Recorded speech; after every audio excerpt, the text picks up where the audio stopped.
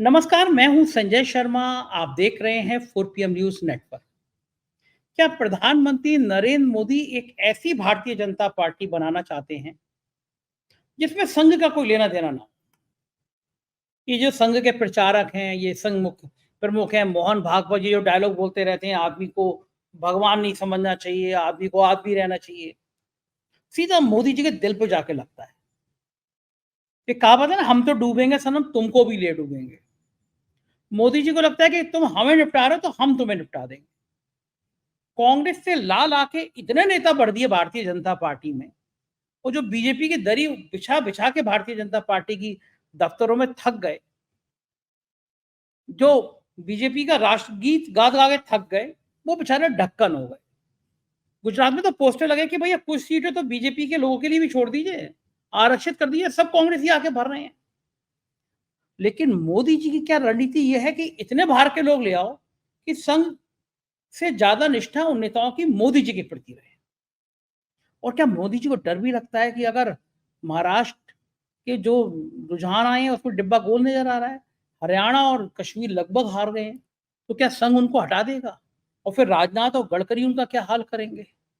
ऐसी तमाम बातों पे हमने चर्चा करी है। महाराष्ट्र से, नागपुर से बहादुर पत्रकार है राजीव रंजन जी, उनसे ये चर्चा सुनवाएंगे हम अभी आपको। लेकिन हाल देखिए, मणिपुर में फिर हिंसा भड़क गई, 3 जिलों में कर्फ्यू लगा दिया गया। कैसे संभव है कि एक देश के एक राज्य में साल डेढ़ साल से हिंसा भड़क रही है, प्रधानमंत्री के मुंह से मणिपुर का नाम मान ही निकल रहा? ये नोएडा चैनल के एंकरनिया जो कलकत्ता में एक डॉक्टर की रेप की घटना के बाद में, हत्या के बाद में, मुख्यमंत्री इस्तीफा दो, मुख्यमंत्री इस्तीफा दो, इनके मुंह से ये फूटी जबान से नहीं निकल रहा कि ये मणिपुर है, जहां सैकड़ों महिलाओं के साथ बलात्कार हो गया, उनको नग्न घुमाया गया, उनकी हत्या हो गई, फिर हिंसा भड़क गई है, काबू में नहीं आ रहा। तो वहां के मुख्यमंत्री का इस्तीफा मांगो, राष्ट्रपति शासन लगाओ। मजे की बात यह है, 22-25 लाख की आबादी वाला मणिपुर तो संभाल नहीं पा रहे। लेकिन वो विज्ञापन देखा होगा ना आपने, रूस और यूक्रेन की वार रुकवा दी पापा। तो पापा जी जो हैं वो रूस और यूक्रेन की वार तो रुकवा दे रहे हैं, लेकिन मणिपुर की वार नहीं रुकवा पा रहे हैं, मणिपुर का नाम ही नहीं ले पा रहे हैं। तो खेल क्या है, रणनीति क्या है, राजनीति क्या है? क्या मणिपुर की हिंसा भड़काने में सरकार भी इनडायरेक्ट शामिल है? और क्यों, अगर नहीं शामिल है तो शांत क्यों नहीं हो रहा? राहुल गांधी अमेरिका जाके बवाल काटती है, भारतीय जनता पार्टी की पसीने आ गए हैं। उनके एक बयान को लेकर झूठा सच्चा प्रचार किया जा रहा है आरक्षण को लेकर। बहुत बेबाक बातचीत की है। मैं अभी चलता हूँ राजीव जी के पास, लेकिन उससे पहले एक अच्छी सी खबर आपके लिए। देखिए, कोई व्यक्ति जहां तक पहुंचता है, उसे वहां तक पहुंचना होता ही है। ईश्वर ने उसकी तकदीर में लिखा है कि तुम यहां तक पहुंचोगे। लेकिन अगर आप उस व्यक्ति को वहां तक पहुंचाने में मददगार होते हैं, माध्यम बनते हैं, तो अपने ऊपर इतराइए मत कि मैंने वहां तक पहुंचा दिया। मैं मत लाइए।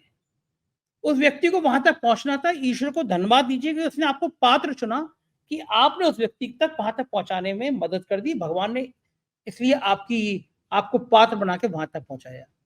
तो मैं बड़ी विनम्रता के साथ बताना चाहूंगा कि जब हमने 4 PM म्यूजिक शुरू किया, इलाहाबाद में गाड़ी धोने वाला एक नौजवान शहनवाज बहुत बढ़िया गाना गा रहा था। मैं मुंबई में हूँ और शहनवाज को भी हम मुंबई ले आए हैं। बड़ा अच्छा लगा मुझे स्टूडियो में देखकर, उसको गाता हुआ देखकर, कैसे उसका हुलिया बदलवाया गया, कैसे उसके अंदर हौसला भरा गया। ये लिंक लगा रहा हूँ 4 PM म्यूजिक का, जाके देखिए। गाड़ी के गैराज से एक नौजवान निकलता है और मुंबई के स्टूडियो में क्या शानदार गाता है। आप 4 PM म्यूजिक को सब्सक्राइब करिएगा, और इस नौजवान की हिम्मत बढ़ाने के लिए हम 4 PM म्यूजिक का मकसद ये कि देश भर में ऐसे जितने गरीब लोग हैं, कोई रिक्शा चला रहा है, कोई खेत में काम कर रहा है, कोई बर्तन धो रहा है, कोई पेंटिंग कर रहा है, लेकिन आवाज सुरीली है, भगवान ने सुरीली आवाज की। फिर वही बात कि मैं, भगवान को उनको आगे ले जाना होगा। ईश्वर का धन्यवाद कि वो 4 PM को माध्यम बना रहा है। तो ये लिंक है उसका, 4 PM म्यूजिक को भी आप इस शहनवाज की पर्सनालिटी को देखिए। और अब चलते हैं राजीव जी के पास। चैनल को ज्वाइन और सब्सक्राइब करना ना भूलें। सुनिए राजीव रंजन की बातचीत। राजीव जी, कैसे कैसे नैरेटिव सेट कर दिए जाते हैं राजनीति में, ये आज राहुल गांधी के एक बयान को लेकर जो हंगामा मचा है देश में, उस पर हम सोच रहे थे। राहुल गांधी ने कहा कि भारत में आरक्षण कब खत्म होगा?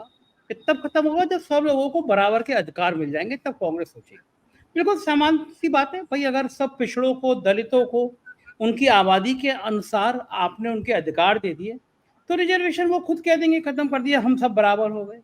देखिए भारत में क्या हाल है इस समय पिछड़ी जातियों का, दलित जातियों का, मुसलमानों का, ये किसी से छुपा नहीं है। हर हर स्तर पर उनके साथ भेदभाव होता है। राहुल गांधी ने पिछले दिनों बताया भी था कि भारत सरकार की जो सबसे बड़ी पोस्टें हैं उसमें कितने पिछड़े हैं। राहुल गांधी ने कहा जितने देश के उद्योगपति उसमें कितने पिछड़े हैं। बिल्कुल वाजिब सवाल। मायावती, भारतीय जनता पार्टी सब कह रही है कि साहब ये कांग्रेस का चेहरा सामने आ गया, ये आरक्षण खत्म करना चाहते हैं। आपको क्या लगता है राहुल गांधी ने जो अमेरिका में बयान दिया, एक बहुत इंटेलेक्चुअल नेता के लेवल का बयान है, क्या कांग्रेस को इससे नुकसान होगा या भारतीय जनता पार्टी का चेहरा सामने आएगा कि किस तरह ये बात को बतंगड़ बनाते हैं? एक्चुअल में वो पार्टी ऐसी है कि जिसने एक दिन में, आपको याद होगा गणेश जी ने दूध पी लिया था पूरे देश में।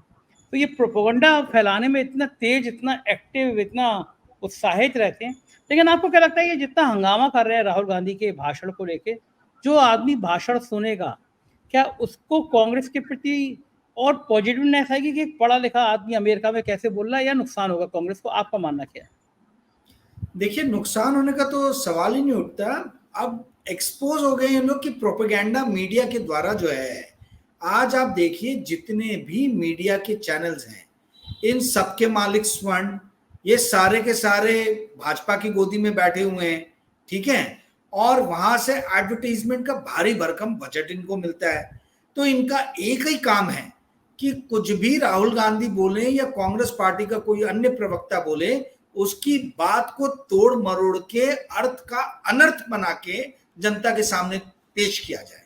और यही हुआ है भाई। जिस देश में 81 करोड़ जनता भूखी रह रही है और उसको राशन देना पड़ रहा है, जिस देश में करीबन 33%, एक तिहाई जनता जो है वो गरीबी रेखा के नीचे है या उसके आसपास में है, जिस देश में आज भी नरेगा का बजट जो है वो 1 लाख करोड़ के आसपास में है, जिस देश में आज भी वो प्रधानमंत्री जिसने नरेगा का मखौल उड़ाया था उसी ने लगभग दुगना नरेगा का बजट कर दिया है। ये ऐसा देश है जहां पर नरेगा से लेके तो समाज के निचले पायदान पे बैठे हुए लोग जो जातिगत है, ना केवल आर्थिक बल्कि जाति के भी आधार पर उन लोगों के साथ जिस तरीके से भेदभाव किया जा रहा है, उस भेदभाव को दूर करने के लिए जो नेता, एकमेव नेता जोर से प्रयास कर रहा है, प्रयासरत है कि किसी भी तरीके से जातिगत जो है वो सर्वेक्षण किया जाए और उस जातिगत सर्वेक्षण में पता लगाया जाए कि भाई आखिर कितने लोग हैं जो निचली जाति के हैं, जो निचले पायदान में समाज के बैठे हुए हैं, उनको उनका प्रपोर्शन क्या है। देखिए एक बात को समझिए संजय जी, आप ये समझिए कि 2011 के बाद से इंडिया का डेमोग्राफिक डाटा हमारे पास में नहीं है। उस 2011 के बाद से इस देश में जनसंख्या गिनती का जो काम है वो हुआ ही नहीं है। तो ये जितने भी कयास या जो भी बातें बोली जा रही हैं, खासतौर पे प्रोपेगेंडा मीडिया द्वारा, उनसे ये पूछना चाहिए कि पहले तो आप ये सवाल कीजिए कि 2011 के बाद से यदि ये देश में विकास हुआ है, यदि इस देश के पास में धन है, तो एक जनसंख्या गिनती, पॉपुलेशन जो सेंसस जो रहता है वो कराने के लिए पैसे क्यों नहीं है इस देश की सरकार के पास में? वो क्यों नहीं जनसंख्या गिनती करा रही है, गणना क्यों नहीं करा रही है? भाई राहुल गांधी एकमेव लीडर है जो संसद के अंदर और संसद के बाहर, जिसने बार बार कई बार ये बात कही है कि हमें जातिगत जो है वो सर्वेक्षण करनी है, जातिगत गणना हमें करनी है और हमें समाज के निचले पायदान पे बैठे हुए लोगों को उनके अधिकारों से जो उन्हें इतने सालों तक वंचित रखा गया है उनके साथ हमें न्याय करना है। समुचित न्याय की बात करने वाला जो व्यक्ति है, आज आप उसके ऊपर में प्रहार कर रहे हो कि वो जो है वो कह रहा है कि भाई रिजर्वेशन खत्म कर देंगे। आई मीन ये तो कान के यदि आप बहरे हो, आंखों से यदि आप अंधे हो, मुंह से यदि आप गूंगे हो, तो भी इस बात के ऊपर में आप विश्वास नहीं करोगे। जो व्यक्ति हर वक्त यही बोल रहा है कि इस देश के विकास का एकमेव रास्ता जो है वो जातिगत सर्वेक्षण, जातिगत गणना के द्वार से होकर गुजरता है, उस आदमी के ऊपर में आप यदि ये इल्जाम लगा देते हो कि ये रिजर्वेशन खत्म करने की बात कर रहे हैं, तो आप समझ जाइए कि कितने डेस्परेट है, कितने डेस्परेट है। और ये प्रोपेगेंडा मीडिया जो साथ दे रहा है, ये पूरी तरीके से एक्सपोज हो गए संजय जी, पूरी तरीके से एक्सपोज हो गए। ये प्रोपेगेंडा मीडिया के मालिक आपके जैसे हिम्मती, आपके जैसे साहसी, आपके जैसे निर्भीक नहीं है जो स्पेट को स्पेट कह सके। जी संजय जी। बिल्कुल ठीक कह रहे हैं। और ये मुझे समझ में कभी नहीं आता कि बीजेपी जाति जनगणना से इतना डरती क्यों है। भाई आप करा लीजिए ना, कौन पिछड़ी जाति है, कौन यादव है, कौन मौर्य है, कौन कुर्मी है, कौन दलित है, कौन जाटव है, कौन, ये सब करने में, बताने में समस्या क्या है। आपको देश का जो असली तस्वीर है तभी तो पता चलेगी, आपको पता चलेगा कौन किस जाति का है, किस आर्थिक स्थिति में है, कौन वाकई में पिछड़ा हुआ है। तो सरकार को तो चाहिए खुद बढ़ के करा ले। कांग्रेस और विपक्ष अगर ये मांग कर रहा है जाति जनगणना होनी चाहिए, तो इसमें इनको इतना डर क्यों लग रहा है? क्यों, मतलब क्या चीज ऐसी है जो छुपाना चाहते जनता से? चाहते नहीं है कि जनता को ये पता चले कि हकीकत में कौन सी जाति की स्थिति क्या है। देखिए, इस देश के आर्थिक संसाधनों पे, ठीक है, आज भी जो उच्च जाति के लोग कहे जाते हैं, ब्राह्मण, राजपूत और बनिया, ठीक है, इनका बहुत अधिक, मतलब आप समझ लीजिए कि इनका पूरी तरीके से इनके ऊपर में अधिकार है। राहुल गांधी ने पूछा कि भाई फॉर्च्यून 500 कंपनीज में कितनी ऐसी कंपनीज हैं इंडिया की जिसके मालिक जो हैं वो निम्न जाति से आते हैं। आंसर सब लोग जानते हैं क्या है।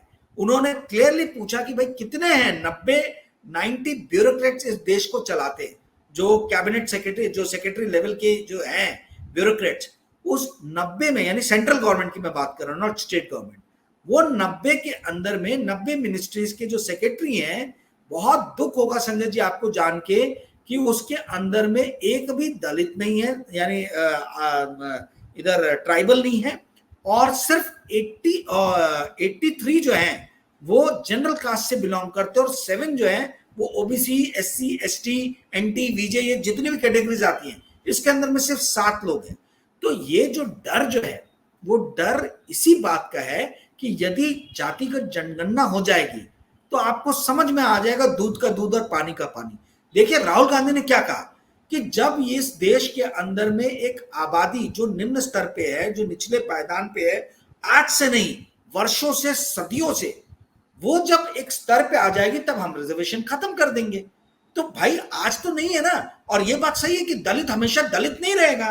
भाई दलितों के उत्थान के ऊपर में कार्य किया जा रहा है, ठीक है, तो दलित हमेशा दलित नहीं रहेगा, आदिवासी हमेशा आदिवासी नहीं रहेगा, और जब वो स्तर आएगा तब रिजर्वेशन खत्म कर देंगे। यही कोई सामान्य बुद्धि का आदमी यही आंसर देगा। यही आंसर राहुल गांधी ने दिया। तो इतने बात का बतंगड़ बनाने का अर्थ क्या, मुझे समझ में नहीं आ रहा। और जैसे मैंने पहले सवाल के जवाब में बोला, आपके पास में हर चीज के लिए पैसा खर्चा करने के लिए जो है वो विकल्प है, किंतु जब इस देश में जनगणना की बारी आती है, जब इस देश के अंदर में सेंसस की बात आती है, जब इस देश के अंदर में जातिगत जनगणना की बारे में बात की जाती है, तब इस देश की सरकार दुहाई देती है कि रिसोर्सेस की कमी है, धन की कमी है, समय की कमी है।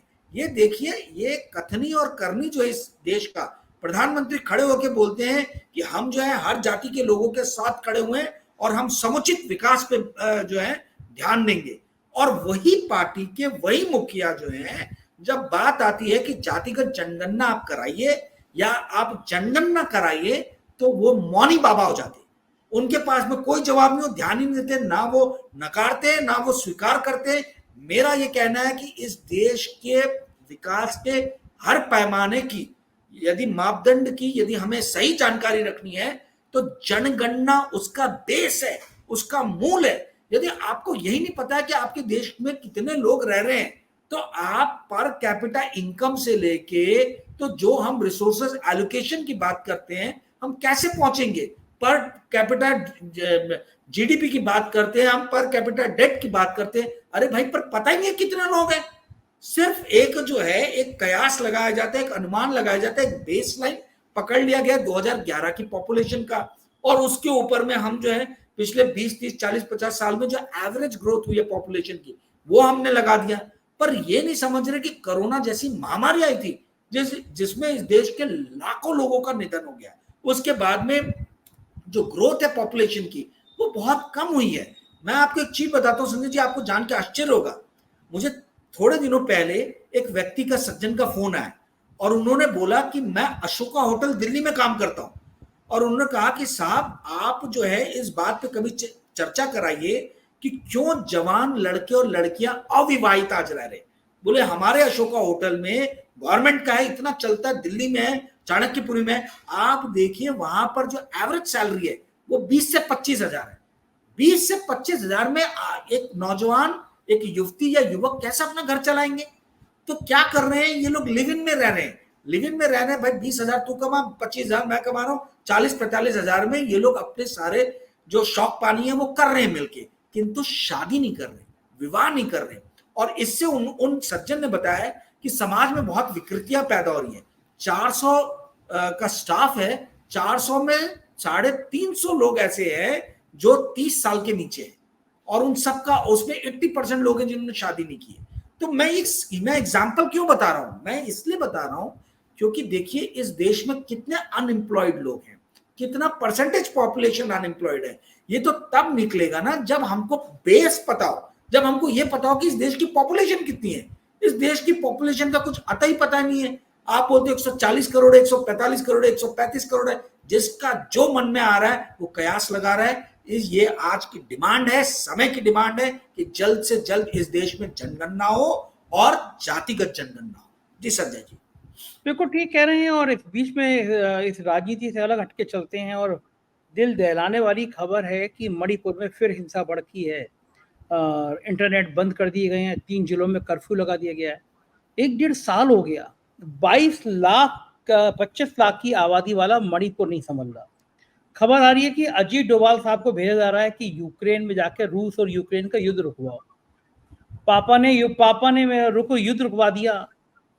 पापा ने युद्ध रुकवा दिया। एंकर और एंकरनियों के, नोएडा चैनल के एंकर एंकरनियों के डांस मैंने और आपने दोनों ने देखे हैं कि पापा इतने बहादुर हैं। गए और पापा ने कहा कि अभी युद्ध रोको, मैं अपने बच्चे ले जाने हैं घर पे। ऐसी नौटंकी भरी बातें हमने गोदी मीडिया की मेन स्ट्रीम चैनल पे 10 बार सुनी है। लेकिन वो पापा जी अब छोटी सी 22-25 लाख की आबादी का युद्ध नहीं रुकवा पा रहे, लड़ाइयां नहीं रुकवा पा रहे हैं, दंगे नहीं रुकवा पा रहे हैं। आप सोचिए, गवर्नर के घर पे पथराव हुआ, इससे ज्यादा हालात क्या खराब होंगे। कलकत्ता में एक डॉक्टर के संग रेप और हत्या के बाद बंगाल का मुख्यमंत्री का इस्तीफा मांगने वाले गोदी मीडिया के एंकर और एंकरनियों को मणि के मुंह से मणिपुर का मान नहीं निकल रहा। डैडी जी तो गायब है, डैडी जी विदेश घूम रहे हैं लगातार। मणिपुर कैसे संभलेगा? प्रधानमंत्री को, सरकार को होश ही नहीं है। वो हमारे देश का एक राज्य है। इतनी बुरी तरह से लग रहा है, पूरी दुनिया उस पर रिपोर्ट कर रही है, पूरी दुनिया लिख रही है कि भारत का एक ऐसा राज्य है जहां आग लगी हुई है, जहां हिंसा हो रही है, जहां बेकसूर मारे जा रहे हैं, जहां महिलाओं को नग्न करके घुमाया जा रहा है, महिलाओं के साथ बलात्कार किया जा रहा है, उनकी हत्या की जा रही है। सरकार पे फर्क ही नहीं। कभी कोई नहीं कह रहा कि मणिपुर की सरकार को बर्खास्त करो, राष्ट्रपति शासन लगाओ, क्योंकि क्योंकि वो आपके अपने हैं मुख्यमंत्री। क्या इस हिंसा को बढ़ाने में कहीं इनडायरेक्ट वे में आप मानते हैं कि सरकार भी शामिल है? इनडायरेक्ट क्या है तो डायरेक्ट ही वे है। भाई आप यदि हिंसा नहीं रोक पा रहे हो और प्रेसिडेंट रूल वहां नहीं लग रहा है, तो ये तो क्लियरली समझ में आ रहा है कि भाई यदि सरकार अक्षम है, यदि सरकार जो है निकम्मी नकारी है, राज्य सरकार की मैं बात कर रहा हूं, यदि वो किसी भी तरीके से हिंसा को रोक पाने में विफल है, तो प्रेसिडेंट रूल लगना चाहिए था। हमने देखा है कि मिलिटेंसी के दौर में पाकिस्तान, अपना पंजाब में क्या हुआ, हाँ वहां प्रेसिडेंट रूल बहुत लंबे समय तक रहा। हमने ये देखा है कि जम्मू कश्मीर में क्या हुआ। तो मणिपुर क्यों अपवाद होना चाहिए? मणिपुर में अभी तक प्रेसिडेंट रूल क्यों नहीं लगा, ये मेरा सवाल है। यदि आपकी राज्य सरकार, जो कि भारतीय जनता पार्टी की सरकार है, यदि वो सफल नहीं हो रही है, इसका मतलब है कि ये हिंसा जो है ये एक डिजाइंड हिंसा है। ये एक डिजाइन के द्वारा जो है इस हिंसा की प्रक्रिया को जो है जारी रखा गया है। अब आप एक बात समझिए, इस देश के अंदर में 14 लाख सिर्फ इंडियन आर्मी है, एयरफोर्स नेवी की बात नहीं कर रहा हूं मैं, पैरामिलिट्री फोर्सेस हैं 2.5-3 लाख के आसपास में। 25 लाख की आबादी वाला जो राज्य है, आपके पास में इजीली वहां पे लगाने के लिए, डिप्लॉय करने के लिए फोर्सेस हैं। ऐसा नहीं है कि नहीं है। वैसे हमारे ईस्टर्न बॉर्डर पे काफी सारे आर्मी स्टेशन हैं, पैरामिलिट्री की फोर्सेस हैं। मुझे ये नहीं समझ में आ रहा है कि ये कुकी मैत्री के अंदर में जो असामाजिक तत्व हैं यदि दोनों ही समुदायों में देख लें, जो हिंसा को अहिंसा के ऊपर मानते हैं, जो हिंसा के द्वारा ही अपने सारे विवादों को सुलझाना चाहते हैं, ये कितने होंगे संजय जी, आप बताइए मुझे। 25 लाख में कितने होंगे? तो क्या हमारी पैरामिलिट्री फोर्सेस, क्या हमारी डिफेंस इन लोगों को काबू कर पाने में अक्षम है क्या? और यहां तक कि मणिपुर के पास अपनी पुलिस बल भी है। तो यदि ये नहीं हिंसा रुक रही है, तो इसका अर्थ है कि ये बाय डिजाइन हिंसा जो है इसको जारी रखा जा रहा है। ये जो हिंसा जो है, अब सवाल ये उठता है कि ये हिंसा जारी रखने में फायदा किसका है और क्यों ये हिंसा जारी रखी जा रही है, ये सबसे बड़ा सवाल है। ये सवाल का जवाब मैं भी अभी तक नहीं ढूंढ पाया हूं। मुझे समझ में नहीं आ रहा कि किसका बेनिफिट है। ये 1.5 साल से जो हिंसा चल रही है, इसमें बेनिफिट बीजेपी का तो होता हुआ कुछ मुझे दिख नहीं रहा। वो दोनों लोकसभा सीट हार गए वहां से, तो ये बेनिफिट किसका? ये कोई कॉर्पोरेट हाउस है क्या? किसी कॉर्पोरेट घराने का वहां से कोई बेनिफिट है? ये क्या बेनिफिट के द्वारा जो है एक बाय डिजाइन जो है हिंसा वहां जारी है, ये समझने की जरूरत है। कुछ लोग बोलते हैं कि भाई वहां पर जो है ड्रग्स की खेती होती है, ठीक है, और उस ड्रग्स की खेती के लिए जो है अफीम उगाया जाता है, गांजा उगाया जाता है। तो इसके इस वर्चस्व की लड़ाई में कि कौन वहां पे ज्यादा से ज्यादा एरिया को कैप्चर करे, ये लड़ाई चलाई जा रही है। पर ये सब सुनी सुनाई बातें, हमारे पास कोई एविडेंस नहीं है। ये बात गवर्नर ने, स्टेट गवर्नमेंट ने, किसी ने भी नहीं कही है, ठीक है। तो अब मुझे ये समझना है और जानना है कि भाई ये जो हिंसा जारी है, इस हिंसा का फायदा किसको मिल रहा है, कौन है, ये क्यों नहीं हिंसा रुक पा रही है? क्या हमारे देश की सरकार, क्या इस राज्य की सरकार इतनी अक्षम है कि वो इस हिंसा को रोकने में बार बार हर बार विफल हो जा रही है? क्या हमारी इंटेलिजेंस की जो एजेंसीज है वो इतनी ज्यादा निकम्मी नकारी है कि उनको खबर ही नहीं मिल रहा कि हिंसा को किस तरीके से जो है बार बार प्रज्वलित किया जा रहा है, किस तरीके से हिंसा को बार बार जो है उसको बढ़ाया जा रहा है? ये बहुत सारे हमारी प्रणाली और संस्थाओं के काम करने की प्रक्रियाओं पे प्रश्न चिन्ह लगाता है। जी संजय जी। बिल्कुल ठीक कह रहे हैं। ये लगातार सवाल तो खड़े करता है, लेकिन साहब तो गायब है। 3 महीने हुए हैं सरकार को। प्रधानमंत्री जी, एक देश, दूसरा देश, तीसरा देश, और वो सबसे छोटी आबादी वाला देश, उसके राजा की मैंने कहानी पढ़ी कि उस देश में क्या खासियत है, मैं तो हैरान रह गया। सोने का महल है उस राजा का, सोने के हवाई जहाज हैं, 900 करोड़ का उसने हवाई जहाज में एसेसरीज लगाई है। उसकी विलासिता की कहानी पढ़ के आप दंग रह जाएंगे। हमारे प्रधानमंत्री जी वहां भी गए उस विलासी राजा का सारा महल देखने के लिए। डगर डगर घूम रहे हैं, देश देश घूम रहे हैं। अजीत डोभाल को भेजा जा रहा है, सुनने में आया, लेकिन प्रधानमंत्री जी को मणिपुर का माँ भी नजर नहीं आ रहा। इनको, प्रधानमंत्री जी को थोड़ा शर्म से नहीं आती होगी कि पूरा देश क्या सोच रहा है? 1.5 साल से देश का एक राज्य चल रहा है, प्रधानमंत्री का एक भी दौरा नहीं। राहुल गांधी तो जलते हुए राज्य के बीच में हुआ है, लोगों तो शांति की अपील करी। प्रधानमंत्री को लगता है ये तो है ही नहीं भारत में, यार छोड़ो ना, जलने दो, लगने दो। ये विदेश इतना क्यों घूम रहे हैं प्रधानमंत्री जी? मतलब अभय दुबे जी के संग शो कह रहा था, अभय जी कह रहे थे रिटायरमेंट प्लान है। रिटायरमेंट से पहले आदमी घूमता है ना, तो ये रिटायरमेंट प्लान है। लेकिन आपको क्या लगता है ये 3 महीने में लगातार एक के बाद एक विदेश दौरा, प्रधानमंत्री जी चाह क्या रहे हैं, इतना घूम क्यों रहे हैं? देखिए, विदेश दौरों द्वारा इनकी एक इमेज बनाई जा रही है। ये हर तरीके से हर फ्रंट पे फेल हो गए। आर्थिक फ्रंट पे फेल हो गए हैं। देश में 81 करोड़ लोगों को राशन देना पड़ रहा है। ये गृह के जो होम मिनिस्ट्री की जो टर्फ है उसमें फेल हुए हैं। आपके देश के अंदर में घुस के कैसे 54 सीआरपीएफ के जवान शहीद हुए थे, आज तक उसका इन्वेस्टिगेशन चल रहा है और किसी को पता नहीं है। आज मणिपुर जल रहा है, किसी को पता नहीं है। इस देश के अंदर में कितने पेपर लीक हो रहे हैं, कौन सा माफिया काम कर रहा है, ये किसी को पता नहीं है। ये इंफ्रास्ट्रक्चर के मामले में फेल हो गए, पुल गिर रहे हैं, रेलवे गिर रही है, हर चीज गिर रही है, ठीक है। वहां पे जो है कोई किसी भी तरीके का जो है इनको सफलता मिलते हुए नजर नहीं आ रही है। तो आप जब इंफ्रास्ट्रक्चर के फ्रंट पे फेल हो, जब आप इकोनॉमी के फ्रंट पे फेल हो, जब आप होम मिनिस्ट्री के टर्फ पे, होम अफेयर्स के टर्फ पे फेल हो, तो आपके पास में बच क्या जाता है दिखाने के लिए? तो ये जो है ये दिखा रहे हैं कि फॉरेन पॉलिसी जो है, मेरा कद जो है फॉरेन नेशंस में बहुत बढ़ गया है। और चूंकि इस देश की पढ़ी लिखी जनता है जो भूखी है आत्मसम्मान के लिए, तो ये एक्चुअल में उनको अपील करने के लिए ये इनिशिएटिव्स लिए जा रहे हैं। ये जो इतने फॉरेन ट्रिप्स जो विजिट की जा रही है, उसके मूल में सिर्फ एक ही कारण है कि इस देश का जो पढ़ा लिखा नौजवान है या जो मिडिल क्लास जो पढ़ा लिखा है, उनको समझ में आए कि हमारे देश के प्रधानमंत्री का वर्चस्व कितना बढ़ गया है फॉरेन अफेयर्स में और ग्लोबल फ्रंट पे। ये दिखाने का प्रयास किया जा रहा है कि कैसे हमारे देश के प्रधानमंत्री जो है, इनका जो ग्राफ भले देश के अंदर में जो डगमगा गया हो, बट देश की सीमाओं के बाहर जो है इनका ग्राफ निरंतर बढ़ता चला जा रहा है। एक प्रोग्राम में, शो में मैंने आपसे जब बात की थी, तो आपने मेरे से सवाल किया था कि ये पहले रशिया गए, फिर यूक्रेन गए, ये करना क्या चाह रहे हैं? और मैंने आपको उस वक्त कहा था कि देखिए, नरेंद्र मोदी जी जो है वो प्रयासरत है कि वो कैसे भी लीडर से अब स्टेट्समैन की कैटेगरी में आ जाए। और स्टेट्समैन की कैटेगरी में आप कैसे आएंगे लीडर से? जब आप दिखाएंगे कि आप ग्लोबल लेवल पे, वैश्विक स्तर पे शांति स्थापित करने के लिए, अहिंसा को बढ़ावा देने के लिए कितना बड़ा कार्य कर रहे हैं। दो देश लड़ रहे, रशिया यूक्रेन, जिसकी फाइट जो है वो बाइडेन या कमाला हैरिस या बड़े बड़े नेता नहीं खत्म करा पाए, वो जो है वो जाके नरेंद्र मोदी खत्म करने वाले, शी जिनपिंग में नहीं कर पाए।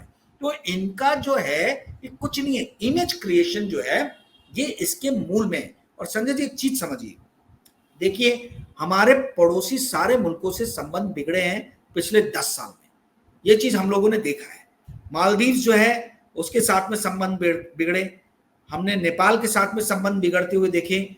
बांग्लादेश में तो ऐसा हो गया है कि वहां की जनता भारत के विरोध में हो गई है, क्योंकि हमने वहां से भागी हुई, जिसको जनता ने दौड़ाया, जिसको जनता ने भगाया, वो आके भारत में पनाह ले रही है। श्रीलंका के साथ में हमने देखा चाइना से कैसे नजदीकियां बढ़ गई हैं। तो आप ये क्या सिंगापुर, यूक्रेन, रशिया के दौरे कर रहे हो? आपको तो पहले अपने बॉर्डरिंग नेशन जो है यहां पे जाके विजिट करके अपने रिलेशनशिप को स्ट्रॉन्ग करने की जरूरत थी। आप उस चीज की अनदेखी कर रहे हो। आप फॉरेन पॉलिसी में कोई तो भी मतलब बड़ा छुपा हुआ देश, ब्रुनेई और इस टाइप के देशों का विजिट कर रहे हो। मुझे ये नहीं समझ में आ रहा कि फॉरेन पॉलिसी के अंतर्गत आप उसमें क्या पाने वाले हो, आपको क्या सफलता मिलेगी। देखिए, 2-3 चीजें जो मोटी मोटी मुझे समझ में आती है इनके फॉरेन पॉलिसी विजिट से। यदि भारत को संयुक्त राष्ट्र संघ की स्थायी सदस्यता मिल जाती तो मैं ये मानता कि हाँ भाई, ये फॉरेन पॉलिसी में सक्सेसफुल हुई। या फिर भारत का आईएमएफ या वर्ल्ड बैंक में कद बढ़ जाता। कद कैसे बढ़ता? यदि वोटिंग राइट्स आपको ज्यादा मिलते। क्या आपको मालूम है संजय जी, इंडिया का वोटिंग राइट जो है, ठीक है, टोटल वोटिंग परसेंटेज अगर 100% है सारे देशों का मिला के, तो इंडिया का वोटिंग परसेंटेज सिर्फ 2.63% है आईएमएफ के अंदर में।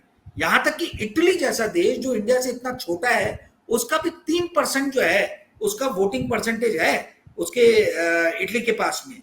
फ्रांस हमसे आगे है, 4.03% है मेरे ख्याल से। इंग्लैंड हमसे आगे है। चाइना का 6.5% के आसपास में है। जापान 6.5% में है। अमेरिका 16.5% है।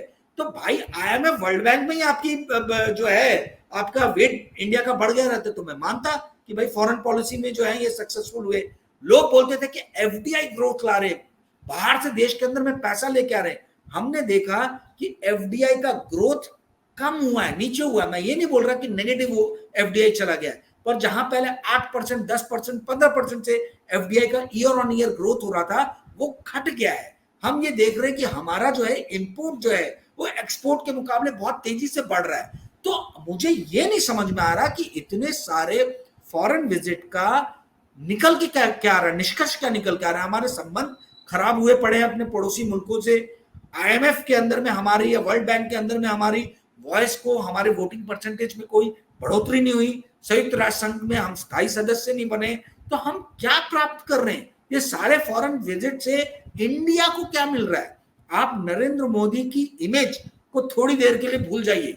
भारत एज ए देश, as a country, what we are getting, what we are gaining, इस चीज का जवाब जो है यदि भारतीय जनता पार्टी के स्पोक पर्सन देंगे तो मुझे बहुत इस बारे में खुशी होगी जान के कि वो क्या क्या कहना चाहते हैं। क्यों आईएमएफ वर्ल्ड बैंक पे हम लोग की क्यों नहीं, या संयुक्त राष्ट्र संघ में क्यों नहीं हमारा कद बढ़ रहा है? जी संजय जी, एक आखिरी सवाल, बहुमत ना मिलने के बाद अब जो मोदी जी की फोटो देखते हैं, वीडियो देखते हैं, अब वो एक थके हुए प्रधानमंत्री नजर आने लगे हैं। इसको चिंता है कि कश्मीर और हरियाणा हाथ से निकल रहा है। लगभग सभी मान रहे हैं कि दोनों राज्यों में बीजेपी हार जाएगी। उसके बाद संघ और आक्रामक होगा। मोहन भागवत कह रहे हैं किसी को अपने आप को भगवान नहीं समझना चाहिए। क्या डर नहीं लगता वो उनको कि अगर गड़बड़ाया तो राजनाथ सिंह गडकरी बन गए तो उनके यहाँ उनके घर शाम को चाय पीने वाला भी मेरे ख्याल से अमित शाह के अलावा कोई दूसरा नाम आपको नजर आता है उनके साथ जाके शाम की चाय भी पी लेगा? देखिए, जैसी करनी वैसी भरनी। आपने अपने गुरु लाल कृष्ण आडवाणी जी का क्या हाल किया है? आज मतलब आप देखिए, मेरे बहुत अच्छे मित्र हैं, वो आडवाणी जी के बहुत क्लोज रहे और वो बताते हैं कि 2019 तक तो भी कुछ लोग आ जाते थे मिलने के लिए, ठीक है। 2019 के बाद से तो आडवाणी जी के साथ में यदि उनके परिवार के सदस्यों को निकाल दें तो सबसे ज्यादा समय इन्होंने बिताया।